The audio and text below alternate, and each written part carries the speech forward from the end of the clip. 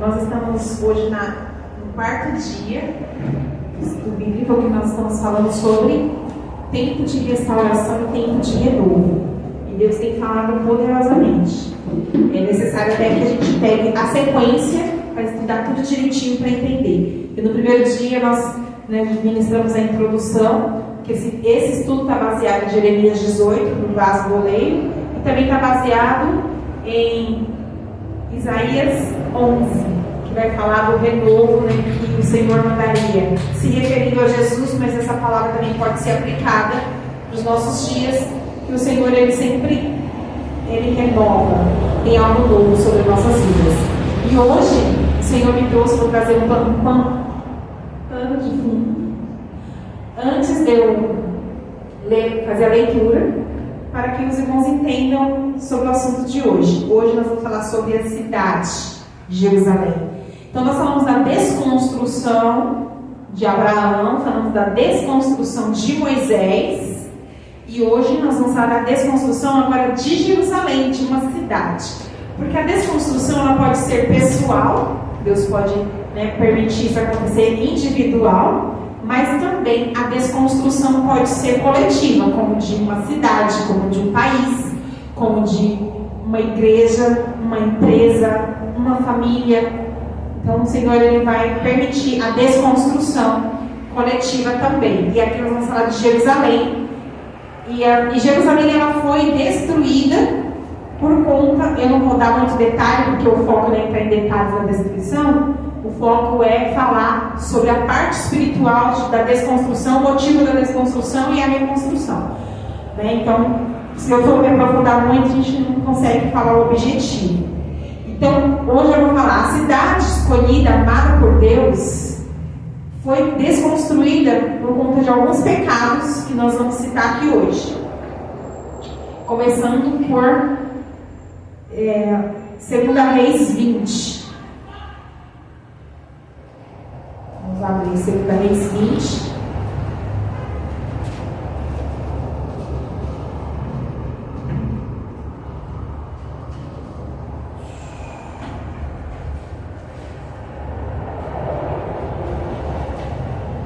Nós vamos ler do versículo 1 ao 6, depois a gente vai pular para o 12. 2 Reis 20 vai falar sobre o rei Ezequias. Eu vou ler para encerrar. Diz assim: naqueles dias adoeceu Ezequias de morte, e o profeta Isaías, filho de Amon, veio a ele e disse: assim diz o Senhor, ordena a tua casa, porque morrerás e não viverás. Então virou o rosto para a parede, orou ao Senhor, dizendo: Senhor, ser servido de te lembrar de que andei diante de ti em verdade e com o coração perfeito fiz o que era reto aos teus olhos. E chorou Ezequias muitíssimo. Sucedeu, pois, que não havendo Isaías ainda saído no meio do pátio, veio a palavra do Senhor dizendo: volta e diz a Ezequias, chefe do meu povo, assim diz o Senhor Deus de teu pai Davi: ouvi a tua oração e vi as tuas lágrimas, eis que eu te sararei. Ao terceiro dia subirás à casa do Senhor, acrescentarei os teus dias 15 anos, e das mãos do rei da Síria te livrarei, e a ti a essa cidade, e ampararei essa cidade por amor de mim, por amor de Davi, meu servo. Vamos pular para o 12. Naquele tempo enviou Berodach, Baladã, filho de Baladã, rei de Babilônia, cartas e presentes a Ezequias, porque ouvira que Ezequias tinha estado doente.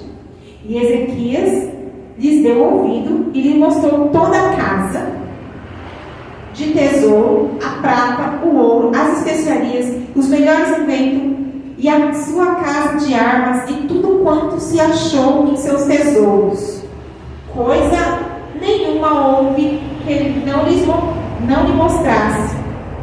nem em sua casa, nem em todo o seu domínio. Então o profeta Isaías veio ao rei Ezequias e lhe disse: que disseram aqueles homens e de onde vieram a ti? E Ezequias disse: de um país muito remoto, vieram de Babilônia. E disse ele: que viram em tua casa? E disse Ezequias: tudo quanto há em minha casa viram, pois nenhuma há em meus tesouros que não lhes mostrasse. Então disse Isaías a Ezequias: ouve a palavra do Senhor, eis que vem dias em que tudo quanto houver em tua casa e o que entesouraram os teus pais até o dia de hoje será levado para a Babilônia. Não ficará coisa alguma, disse o Senhor. E ainda até teus filhos que procederam de ti, que tu geraste, tomarão para que sejam eunucos no paço do rei de Babilônia. Então disse Ezequias a Isaías: boa é a palavra do Senhor que disseste. Disse mais: e não haverá, pois, em meus dias paz e verdade? Até aqui. Então, vamos entender aqui essa história. Ezequias é o rei que, quando Senaqueribe, rei da Síria, veio contra eles, ele é aquele que foi ao templo, que invocou o nome do Senhor, com oração, com jejum. Ele é aquele que, quando o rei da Síria veio, ele levou todo o povo a se humilhar diante do Senhor e saiu para a guerra com louvores. E Deus usou o profeta Isaías, o mesmo profeta, e disse assim para ele: olha, não temas o rei Senaqueribe, rei das Sírias, porque não foi contra ti que se levantou, foi contra mim. Então era um rei que andava segundo o coração de Deus, temia o Senhor e fazia o que era reto aos olhos do Senhor. Mas o que aconteceu aqui? Ele adoeceu de morte, ele ia morrer. E Deus quis apenas alertar: bom, você vai morrer. Então organiza a sua casa, coloca em ordem.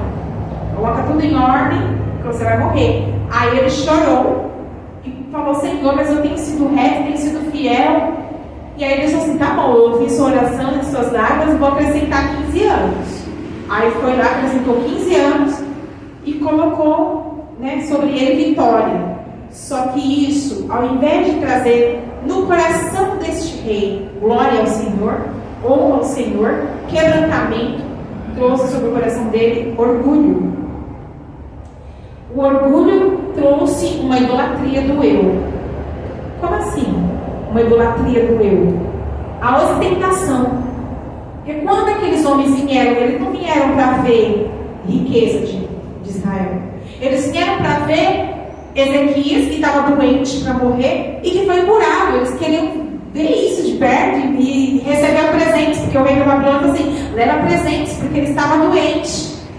E Deus estava abençoando a vida dele. Só que ele, na hora que recebeu aquilo, em vez de ele glorificar Deus e testemunhar, falar: leva para a Babilônia, dizendo como Deus é poderoso, como ele me curou, como ele me tirou da cama, como ele me deu vitória. Não, ele foi lá e falou assim: olha aqui, vem cá, eu sou tão bom que fui curado, sou tão bom que meu palácio tem, olha, tudo isso de ouro, tudo isso de prata, olha o nosso armamento, olha que tesouros que a gente tem aqui. Começou a mostrar tudo que eles tinham, tudo que ele tinha de riqueza, que os antepassados tinham tesourado no palácio. Ele saiu se exibindo para aqueles homens que vieram da Babilônia. Se exibir, essa é a palavra correta, que ostentação é se exibir, se é mostrar, olha o que eu tenho. E quantas vezes, né, nós vamos ver que nós, seres humanos, caímos nesse pecado e deixamos o orgulho entrar e começamos a colocar no nosso coração a idolatria do eu. Agora eu vou decorrer aqui e depois eu vou fazer a aplicação completa. Também tem a parte da idolatria de deuses e prostituição e também mistura de povos, né? Então eu quero ler aqui com os irmãos em Jeremias. O profeta Jeremias, lá na frente, bem depois desse rei, começou vinha a palavra do Senhor para ele, para alertar o povo em um tempo onde o povo vivia desviado do Senhor. Então, o primeiro pecado que a gente viu aqui é a idolatria do eu, o orgulho, e agora nós vamos ver o pecado de idolatria do povo.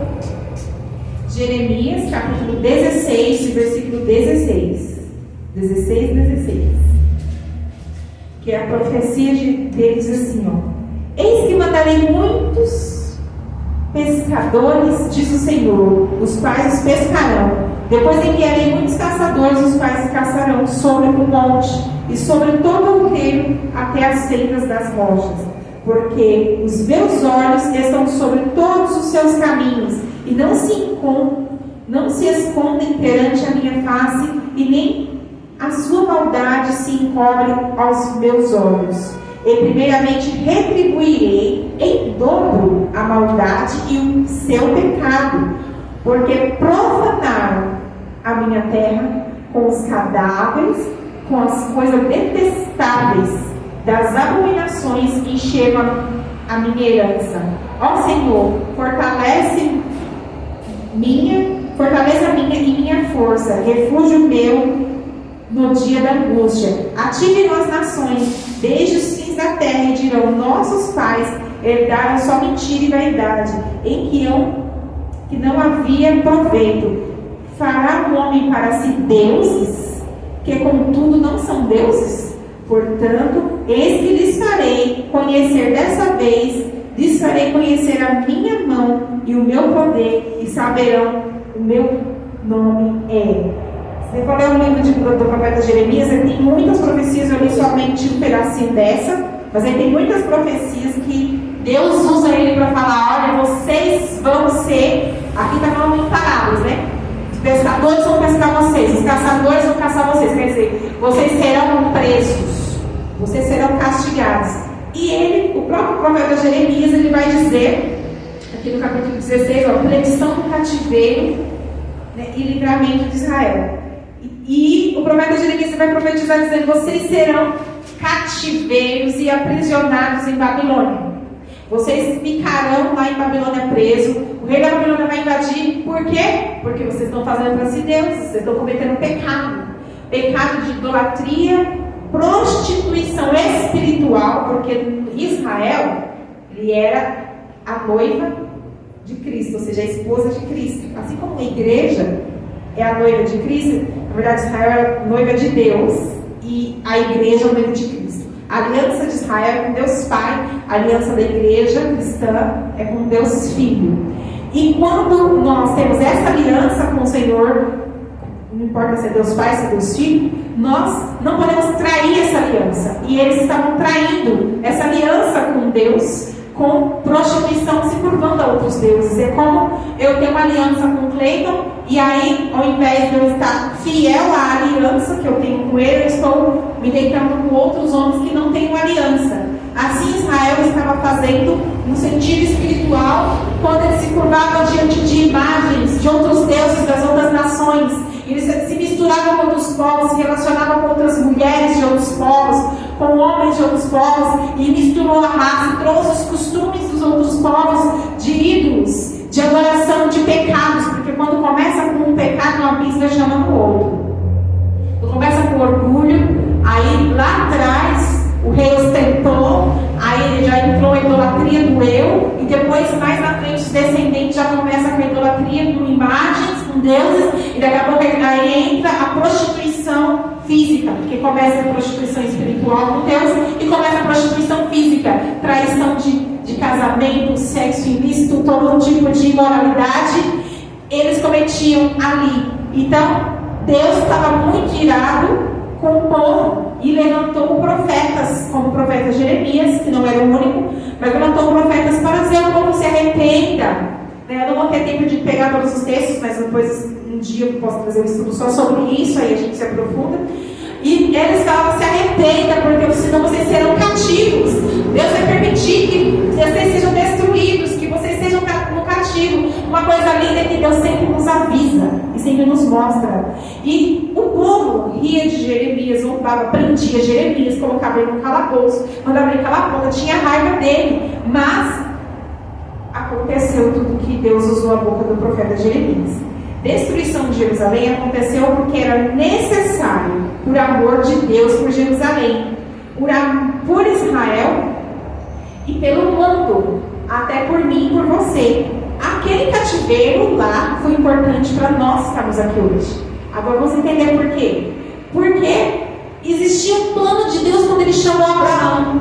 O plano de Deus era levantar um povo, uma nação, que mostrasse para o mundo inteiro a forma certa de viver. Tinha as leis, tinha os costumes, os princípios e os valores. Além dessa nação ser um exemplo do mundo, com a cultura do céu, ainda de lá tinha um plano messiânico. Só dessa nação, da linhagem de Judá, da casa de Jessé, de Davi, viria um Salvador, Jesus, que morreria na cruz e que teria salvação para toda a humanidade. Então, para que esse propósito pudesse acontecer, foi necessário o cativeiro. Por quê? Porque o povo estava numa circunstância, numa situação, que ele estava se misturando tanto com os outros povos e cometendo os mesmos pecados que os outros povos, que se Deus não entrasse com juízo, esse povo de Israel talvez não existiria mais. Eles iriam se misturar tanto que eles iriam se tornar um só com o mundo e acabar aquela linhagem que Deus chamou para a santidade, para a cultura do céu. Também não existiria a possibilidade de Jesus nascer. Como Jesus iria nascer se existia aquela corrupção toda? Não tinha nem como acontecer a promessa do Senhor. Então, por amor, Deus foi preservar aquela nação, preservar o seu povo. Então, na época lá do profeta Oséias, né, Deus já levantou o profeta Oséias, pediu para ele se casar, né, com a prostituta, para representar o tempo que o povo estava no pecado, na idolatria. E aí aconteceu o cativeiro e trouxe uma unidade ao povo. E vamos ler então agora 2 Crônicas 36, do 5 ao 10, se alguém quiser ler, do 5 ao 10, 2 Crônicas, capítulo 36, do versículo 5 ao 10, como que foi que aconteceu essa destruição. Joaquim tinha 25 anos de idade quando se tornou rei de Judá e governou durante 11 anos em Jerusalém. Ele fez aquilo que não agrada ao Senhor seu Deus. Nabucodonosor, rei da Babilônia, invadiu o país, prendeu Joaquim e o mandou preso com correntes para a Babilônia. Nabucodonosor levou também alguns objetos do templo para a Babilônia e o colocou no seu palácio. O resto da história de Joaquim, as coisas nojentas que fez e as acusações que foram feitas contra ele, tudo isso está escrito na história dos reis de Israel e de Judá, e o seu filho Joaquim ficou no lugar dele como rei. 5 a 8. Até o 10. Joaquim tinha 18 anos de idade quando se tornou rei de Judá. Ele governou 3 meses e 10 dias em Jerusalém. Joaquim fez coisas erradas que não agradam a Deus, o Senhor. Na primavera daquele ano, o rei Nabucodonosor mandou prendê-lo e levá-lo como prisioneiro para a Babilônia, levando também os objetos mais valiosos que havia no templo. E Nabucodonosor colocou Zedequias, tio de Joaquim, como rei de Judá e de Jerusalém. Então aqui mostra a primeira parte da invasão babilônica do rei da Babilônia, Nabucodonosor, em Israel. Ele entrou em Israel, levou preso o rei Joaquim. E levou também os utensílios, né? Ele fez um grande estrago, um arrastão. E nesse tempo, ele destruiu, depois os irmãos continuam lendo, do 11 em diante, até o fim, o capítulo inteiro está falando o que ele fez. Ele veio, queimou o templo, destruiu os muros, matou jovens, matou crianças, matou mulheres, matou velhos, matou todo mundo, fez um estrago.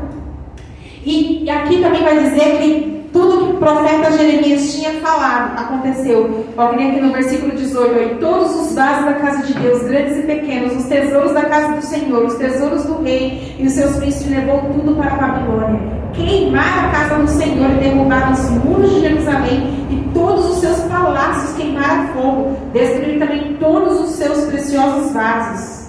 E os que escaparam da espada, que não morreram, eles levaram para ser prisioneiros. Estou lendo do 18 em diante, do 18, 19 e 20.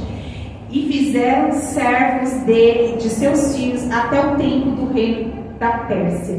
E aí, aqui a gente vai ver o grande estrago que ele fez. Porque Deus, e não adianta falar que foi o diabo, que foi porque Nabucodonosor era bom, porque Babilônia era boa, porque foi o diabo que fez. Não, foi Deus quem fez isso aqui. E porque Deus permitiria que o povo dele sofresse um castigo tamanho, um sofrimento nesse nível. Destruiu a cidade preciosa, amada do Senhor, destruiu os muros. O templo, que era o local da adoração, foi completamente destruído, foi queimado, foi levado os utensílios mais preciosos. O ouro do templo foi levado, a prata, tudo que era precioso, e o resto estacaram fogo, queimaram, destruíram o templo, destruíram os muros, destruíram a cidade, deixou a cidade em um monte de ruínas. Por que Deus permitiria isso? Porque existia uma necessidade de desconstrução para uma reconstrução. Então, eles deixaram na cidade apenas os mais pobres, os mais idosos, aqueles que não tinham com quem contribuir, que não tinha estudo, que não tinha conhecimento de nada, os mais insignificantes. Mas os demais que entendiam, que tinham estudo, que era forte, que eram novos, eles levaram para aproveitar o serviço deles na Babilônia. Que triste. Era necessário para que Israel não deixasse de ser o quem eles eram e pudesse cumprir o propósito messiânico, como Jesus viria daquela cidade, poderia deixar a essência. Então aquela cidade não poderia deixar a essência e não ter condições de enviar Messias, mas o orgulho cegava o povo. A gente vai ver, né, Jeremias profetizando no capítulo 13, versículo do 15 ao 27, se tiver a montar. Jeremias 13, 15 a 27, mas você pode ler o livro de Jeremias todinho, e a maior parte das profecias de Jeremias vem neste tempo, né, antecedendo a queda de Jerusalém, né, essa destruição. O período da destruição de Jeremias também ainda estava lá de pé. Então o livro de Jeremias foi escrito ali, e as lamentações de Jeremias foi que ele lamentou, chorou pelo povo, ele chorou muito, ele sentiu muito a dor do povo. Então, para que nós possamos entender, havia uma necessidade de desconstrução para uma reconstrução. E nós estamos falando de restauração e de renovo. E não existe renovo e restauração dessa forma que a gente acha que vai ser, tipo um milagre, Deus vai visitar. Não, uma reforma e uma restauração, um renovo, tem que primeiro se desapegar do que é velho. Tem que deixar o velho embora. A árvore, né, algumas árvores, elas caem as folhas, ficam secas. Depois nascem novas folhas. Tem árvores que você olha para ela, tá só os galhos, parece que morreu. Daqui a pouco aparecem tantas folhas verdinhas, lindas, novas, porque é o ciclo. E isso existe para nos ensinar que na nossa vida também é ciclos. Então a gente precisa desapegar do velho. Ah, mas porque eu fazia, mas porque eu tinha, mas porque eu era. Ah, mas porque é isso. Não, desapega do velho, tem que deixar o velho ir. E muitas vezes, para passar pelo processo de desconstrução, Deus vai nos esmagar. Deus que vai nos esmagar, vai doer, vai sofrer. Deus vai permitir que a gente seja totalmente envergonhado, humilhado, destruído, vai tirar aquilo que talvez ocupe o coração. E porque o templo foi destruído? Porque o povo estava adorando outros deuses. Então, que sentido faria ter um templo luxuoso, bonito, e o povo, ao invés de adorar a Deus, o Deus verdadeiro, estava se curvando a outros deuses? Então, tudo que estava fazendo no oculto, Deus pega, todo pecado oculto, tudo que a gente faz no secreto, Deus pega e joga a luz. Então Deus pegou e jogou luz. Assim, já que vocês estão longe de mim, então eu vou permitir que Babilônia venha e faça o que eles tentam fazer aqui. Destruiu a cidade, deixou em ruínas. Então, o que pecado que Deus estava transformando na vida do povo coletivamente. É claro que existiam as exceções no meio, o povo sempre tem as exceções, mas na grande maioria, principalmente dos que estão acima, existia o pecado do orgulho, a idolatria do eu, a prostituição espiritual, profanando Deus, adorando os deuses, idolatria de prostituição de adultério e todo tipo de relações ilícitas, a idolatria e prostituição de relacionamento com estrangeiros. E dessa forma, não iria ter como Deus cumprir seu propósito. Desde que Deus chamou Abraão para acontecer o seu propósito, porém Deus sabia de tudo que iria acontecer. Não há surpresas para Deus. E agora eu vou fazer a aplicação para as nossas vidas. E nós? O que essa palavra tem a ver com nós? Então tudo começa em nós com o orgulho da idolatria. Vem o orgulho primeiro, depois vem a idolatria. Porque o orgulho, ele é como se fosse o centro que atrai todos os outros tipos de pecado. Todos os outros tipos de pecado, ele começa com o orgulho. O orgulho é o primeiro pecado que atrai todos os outros. Por que você está falando isso? Porque uma pessoa só comete pecado por conta do orgulho. E o orgulho, ele entrou no ser humano quando entrou o pecado. A Satanás lançou a sementinha lá em Eva, que entrou o orgulhozinho pequenininho nela, e aí ao comer o fruto, aquele orgulho se tornou grande, e aí Adão comeu, entrou o orgulho, e o orgulho entrou em todo mundo. E o orgulho é uma pessoa, o orgulho tem um nome, o orgulho é alguém.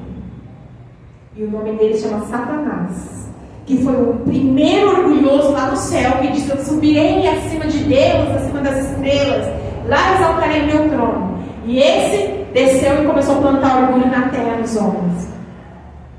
Então, todos os pecados começam ali. Aí a idolatria do eu. O que é a idolatria do eu no nosso meio, em nossa vida, em mim, você, no ser humano? A idolatria do eu é a ostentação, que muitas vezes é uma atitude que a gente faz sem perceber. E a gente nem percebe que a gente está ostentando. A gente não está ostentando igual o rei lá, olha meu ouro e minha prata.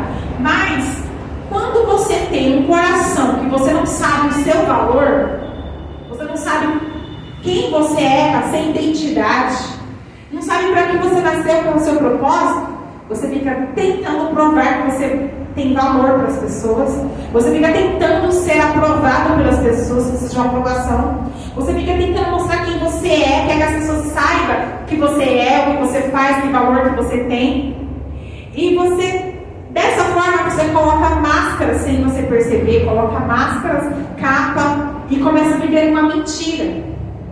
E a frase de quem vive dessa forma é: cuidado com a sua reputação. Você tem que ter muito cuidado. Você é crente, você tem que ter cuidado com a reputação. Olha a sua reputação, você se preocupa muito com a reputação. E eu quero destruir essa mentira de Satanás nessa noite. Ninguém aqui deve se preocupar com a sua reputação. Como assim, Felipe? Não. A nossa reputação pertence a Deus. Nós colocamos nas mãos de Deus e confiamos nele para cuidar da nossa reputação. E qual é a nossa parte, então, nisso? A nossa parte é, em vez de preocupar com o que os outros, porque reputação significa o quê? O que os outros pensam de mim. O que as pessoas pensam de mim? É isso que é reputação. E quando você não sabe quem você é, a sua identidade, você não sabe para que você nasceu, então você fica: o que será que está pensando de mim? Ah, quem será que pensou de mim? Olha, pensou aquilo de mim, olhou feio para mim, olha, falou aquilo, jogou indireto. Não sei o quê. A gente está preocupado demais com a opinião dos outros. Isso é se preocupar com a reputação. E essa reputação está nas mãos do Senhor. E a nossa parte qual é? Ser. Tenha um caráter. Se você se preocupar em ser apenas quem você é, ser a imagem do Senhor, buscar a sua identidade, buscar, se você restaurar a identidade, porque a identidade a gente tem, só que a gente não sabe ela. Às vezes, não é necessário trabalhar com o Espírito Santo, da Palavra de Deus, para que a gente encontre ela dentro de nós, porque ela está aqui. Deus já nos deu. Deus colocou em mim, você, cada um aqui tem uma identidade. E Deus já nos deu um nome, uma identidade, um propósito, um chamado, uma missão. E nós temos que se preocupar com isso, em ser verdadeiramente. Eu tenho que ser Ivanilde, a Ivanilde que Deus sonhou para mim ser, quem Ele quer que eu seja. Eu tenho que estar preocupado nisso, eu e Ele. A reputação não importa, o que o outro está pensando não interessa. Isso não vai fazer a menor diferença. Ah, mas você tem que honrar Deus. Se eu sou o que os outros falar, que seja mentira, que seja calúnia, isso não pode importar. Por que não? Porque Deus sabe quem eu sou e Ele cuida de mostrar para as pessoas quem eu sou. Então essa é a verdade sobre nós. Então quando existe esse pecado em nós, né, que é um pecado, né, de querer provar, isso chama orgulho e idolatria do eu. Porque a gente começa a imaginar, a gente cria uma imagem para agradar as pessoas. E essa imagem que a gente cria é muitas vezes além do que nós somos de verdade. É uma imagem mentirosa. A gente se mostra para as pessoas de uma forma que a gente quer agradar elas, a gente quer que elas gostem de nós. Então, aqui está dizendo, né? Mas o que eles dizem e pensam, isso não importa. Deixe eles pensar o que quiser. Apenas confie a sua reputação a Deus. Se esvazie do orgulho, da ostentação, porque você vai ostentar. Tem gente que fica assim, olha, eu faço tal coisa, mas com aquele sentimento de ostentar. Olha, eu tenho tal coisa, sabe? Se exibindo, que faz, o que tem. E fala que às vezes nem sabe de verdade quem está falando assim, não sabe de verdade quem ele é. E nem para quem nasceu, que propósito ele tem. Então deixa essa idolatria do eu. E para embasar tudo que eu falei, eu quero fazer algumas perguntas e ler um texto. Vou até pedir para alguém ler para mim, porque eu não disse rápido, então a gente vai abrindo aí Romanos 12, capítulo 12, versículo 3. Aí assim, por que eu faço? Porque eu fiz. Aquela pessoa fala assim, porque eu faço, sabe? Porque eu já fiz. Sabe aquela coisa assim, eu já fiz tanto isso, eu já fiz isso, eu já fiz aquilo. Porque eu faço isso, faço aquilo. Porque eu sei isso que está falando, eu já sei. Capítulo 12, versículo 3. Ou porque eu posso. Então, quando ela fica tentando falar, porque eu posso, porque eu faço, porque eu fiz, porque eu sei, porque eu vou, porque eu não sei o que, é o eu. Porque eu. E, calma, seja. Agora eu quero dizer, só faça. Não precisa provar nada para ninguém, só faça. E fique em silêncio. Não conte vantagem. Tenha o coração no lugar certo. Sirva com prazer e com alegria. Pode ler o versículo. Porque pela graça que me é dada, digo a cada um dentre vós, que não saiba mais do que convém saber, mas que saiba com temperança, conforme a medida da fé que Deus repartiu a cada um. Alguém tem uma versão diferente para ler? Para poder ajudar? Romanos 12. Capítulo 12, versículo 3. Está certinho, tá? Eu só quero pegar versões diferentes para a gente completar. Por causa da bondade de Deus para comigo, me chamando para ser apóstolo, eu digo a todos vocês que não se achem melhores do que realmente são. Pelo contrário, pensem com humildade a respeito de vocês mesmos, e cada um julgue a si mesmo conforme a fé que Deus lhe deu. Essa versão está ótima. É a versão. Qual é essa versão aí? Então, a versão que o Cleiton leu, né? Eu ia abrir aqui, mas nem precisa. Ela sua diferente? Está igual a dele, né? Então, a versão que ele leu está falando diferente da versão dela, mas é a mesma coisa que significa. Ou seja, esse versículo significa o quê? Para a gente não pensar que a gente é mais do que o que a gente verdadeiramente é. Que a gente receba a medida da fé que Deus confiou. Ou seja, eu aprendi que a humildade é você saber quem você é de verdade. E ser de verdade. Porque quando você não sabe quem você é e não é quem nasceu para ser, sabe? Tipo, você está vivendo a identidade de outra pessoa ou algo que você criou dentro de você, você está vivendo um propósito que não é o seu. Então, esse tipo de sentimento faz com que você pense, às vezes, muito mais do que o que você é ou muito menos do que o que você é. E você não sabe a medida que Deus te deu. Mas quando você está preocupado em buscar de Deus a sua verdadeira identidade, o seu verdadeiro eu, aí você vai ter a medida certa, porque Deus ele vai te revelar isso no particular, no secreto, na sua vida íntima com Deus. E aí você vai saber quem você de fato é. E isso é humildade. Você não é mais que ninguém, menos que ninguém, você não é exagerado, você não vai ficar precisando provar nada para ninguém, você não vai viver uma mentira, você vai viver uma verdade. Você vai simplesmente ser. E Deus cuida de de mostrar, se Ele quiser mostrar para alguém quem você é, porque também nem sempre Deus vai querer mostrar. Ele só vai mostrar com propósito. E quando Ele quer, do jeito que Ele quer, na medida que Ele quer, se Ele quiser que você seja conhecido no mundo, nos quatro cantos do mundo, Ele vai mostrar quem você é nos quatro cantos do mundo. Se Ele quiser que você seja conhecido só no seu bairro, Ele vai te mostrar no seu bairro quem você é de verdade, vai vir para fora a verdade. Tudo que está no oculto, Ele é revelado, vem para fora. E aí depois que nós falamos dessa parte do orgulho, da ostentação, tá? Da idolatria, aí vem a parte de curvar-se a outros deuses, da prostituição espiritual, que é a adoração a outros deuses, trair que Deus é verdadeiro, e a aliança que a gente tem com Ele, e a fidelidade nossa com Ele, com outros deuses. E o que isso tem a ver com a nossa vida? Será que nós estamos confundindo o relacionamento com Deus com ministério, com obra? Porque quando a gente fala assim, você tem que ter vida com Deus, intimidade com Deus, muita gente entende, eu tenho vida com Deus, eu tenho intimidade com Deus, porque olha, eu visito as casas, eu visito o presídio, eu visito o hospital, eu oro pelos enfermos, olha, eu limpo a igreja, eu não falto um culto, eu chego cedo, eu prego, eu canto, eu toco na igreja, eu mexo no som, eu faço manutenção, eu lavo o banheiro, eu sirvo água para o pregador, eu sirvo a ceia, e etc. Todos os tipos de serviço que existe na obra do Senhor. Isso não é relacionamento com Deus. Totalmente longe de ser relacionamento com Deus. Tem nada a ver com relacionamento com Deus. Relacionamento com Deus é eu e Deus. É minha vida com Deus, de oração, devocional, particular. É isso que é vida de intimidade, de relacionamento com Deus. Só que quando a gente confunde isso e acha que porque a gente está fazendo a obra, a gente está tendo relacionamento com Deus, aquilo vira o nosso Deus e é uma idolatria.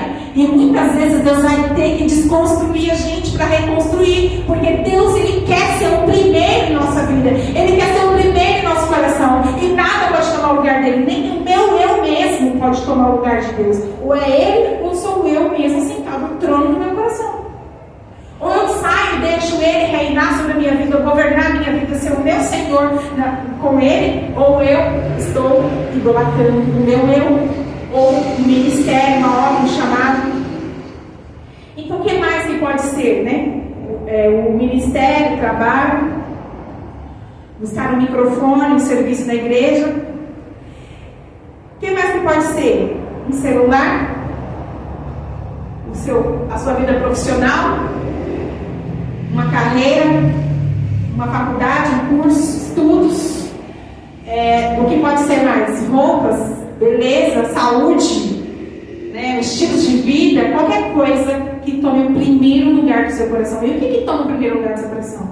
Quando você acorda de manhã, quando você passa o dia, onde você gasta mais o seu tempo, sua energia, sua dedicação? Porque a Bíblia diz que onde está o seu tesouro, ali está o seu coração. Então, você quer saber onde está o seu tesouro? Procura onde você mais coloca a sua energia, a sua mente, no que mais você pensa.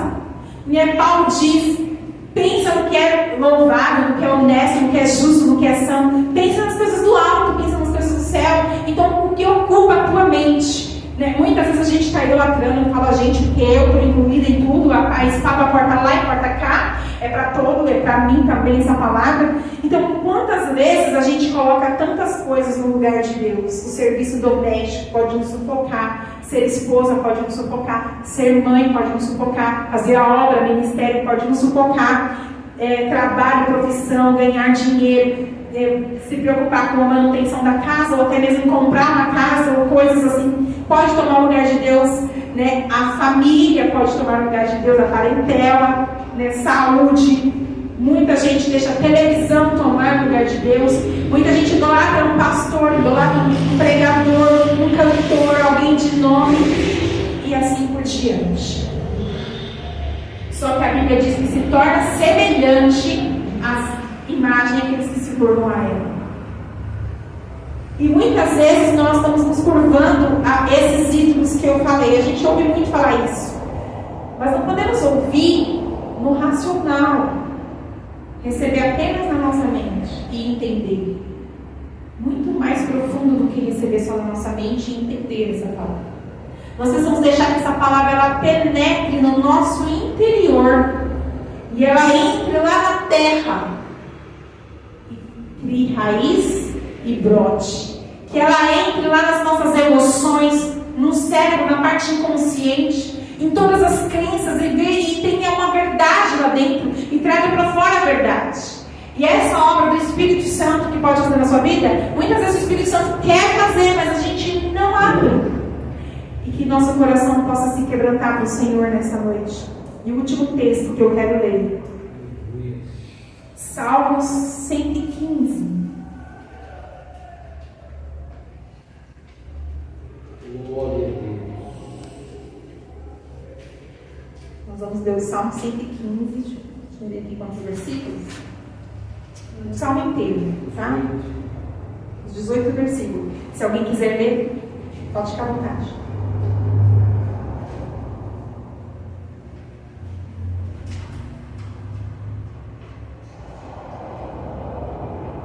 A glória do Senhor e a vaidade dos ídolos. Exortação a confiar só em Deus.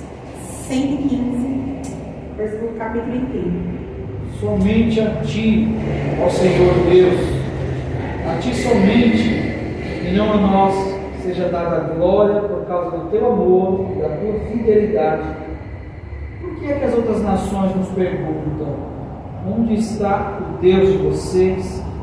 Nós respondemos: o nosso Deus está no céu, Ele faz tudo o que quer. Os deuses das outras nações são de prata, de ouro, são feitos de seres humanos. São feitos por seres humanos. Eles têm boca, mas não falam. Têm olhos, mas não veem. Têm ouvidos, mas não ouvem. Têm nariz, mas não cheiram. Têm mãos, mas não podem pegar. Têm pés, mas não andam. E da garganta deles não sai nenhum som. Que fiquem iguais a esses ídolos, aqueles que os fazem e os que confiam neles. Ó israelitas, confiem em Deus, o Senhor. Ele é a ajuda e o escudo de vocês. Sacerdotes de Deus, confiem no Senhor. Ele é a ajuda e o escudo de vocês. Confiem no Senhor, todos que temem. Ele é a ajuda e o escudo de vocês. O Senhor lembra de nós e nos abençoará. Ele abençoará o povo de Israel e todos os sacerdotes de Deus. Ele abençoará todos os que o temem, tanto os importantes como os humildes. Que o Senhor Deus lhes dê muitos filhos a vocês e aos seus descendentes. Que vocês sejam abençoados pelo Senhor, que fez os céus e a terra. Os céus pertencem somente ao Senhor, mas a terra Ele deu aos seres humanos. Os mortos que descem à terra do silêncio não louvam a Deus, o Senhor. Mas nós que estamos vivos daremos graças ao Senhor agora e para sempre. Aleluia. O versículo que eu quero frisar bem, o 8, que fala: torne-se semelhante a eles, ou torne-se igual a eles, todos os que os fazem e os que neles confiam ou adoram. Por que eu quero frisar isso aqui? Porque eu quero falar da consequência da idolatria. Antes da destruição, existe uma consequência todas as vezes que uma pessoa se curva a uma imagem. Aqui está falando de uma imagem de escultura que tem olho e não vê. Então, como que a pessoa se torna semelhante àquilo? Ela fica cega? Sim, mas no sentido espiritual. É uma pessoa que espiritualmente é totalmente cega. Ela tem uma surdez espiritual, uma mente cauterizada, e todas as vezes que você vai falar a verdade para ela, falar para ela, ela não compreende, porque há uma cegueira, há uma falta de entendimento, há uma surdez espiritual, há muita insensibilidade. É uma pessoa que não consegue andar, porque ela está paralisada, os braços, as pernas, espiritualmente. Por quê? Porque se curvou uma imagem de escultura. Mas eu quero me trazer que cada ídolo que você se curva, você se torna semelhante a ele. Então, que nós possamos entender que nós não devemos nos curvar a Mamon, a Deus do dinheiro, a imagem de esculturas e nem a nenhum tipo de ídolo, para nós nos tornarmos semelhantes a eles. Então, para concluir, Deus quer quebrar o vaso. Deus quer refazer o vaso. É necessário sempre nós estarmos na mão do oleiro. E quando não parecer bem aos olhos do oleiro, ele torna a fazer um outro vaso, conforme que parece bem aos teus olhos fazer. Se tem idolatria, se tem orgulho, sempre ele vai nos amassar. E se você está no processo, glorifique, porque você está voltando ao propósito original. E saiba de uma coisa: Deus, ele vai honrar cada pessoa que vive o processo. Para cada dia de humilhação e de vergonha, há dupla honra. O Senhor, ele não nos desfaz, não nos desconstrói à toa. Ele tem plano e propósito para as nossas vidas. E ele tem por que nos desmantar. E ele não nos permite dores que nós não podemos suportar. Ele estará passando juntamente conosco no momento da dor e da luta. Ele vai nos dar força. Ele nos acompanha. Ele é o nosso Senhor e está conosco. E eu quero dizer nessa noite, que até aqui nós estudamos sobre desconstrução e motivos de desconstrução. E no geral, nós vamos entender que nós estamos fora do propósito. Nós estamos num segredo espiritual, falta de entendimento. Nós estamos indo para o caminho errado. Nós estamos cometendo pecados. Nós estamos sutilmente, o orgulho entra no nosso coração e a gente nem vê, nem percebe. A gente precisa sempre da ajuda do Espírito Santo para estar nos mostrando, nos alertando. Que para que nós possamos olhar, compreender e entender que o Senhor está nos provando. Mas eu quero dizer também nessa noite, para concluir, que o Senhor, ele faz a restauração.